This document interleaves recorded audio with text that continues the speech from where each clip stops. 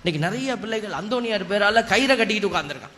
கயிறை யாரு கட்டி? அந்தோனியார் எங்கேயாவது கயிறு கட்டிக்கிட்டு இருந்தாரா? சொல்லு பார்ப்போம்.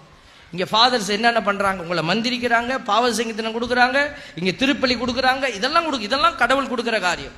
இது அன்னில வெளியில நடக்கிறதெல்லாம் எங்களுக்கு தெரியாது. நீ போய் அந்தோனியார் திருத்தலத்துல நான் கயிறு வாங்கி கட்டிக்கிட்டேன்னா அதுக்கு அந்தோனியார் பொறுப்பு அல்ல. கையில கயிறு கட்டி இருக்கிறவங்க பின்னாடி எல்லாம் பிசாசு எப்போதுமே இருக்கும். பிரைஸ் எல்லாம். ஏன்னா நீ பயந்து போயிருக்க.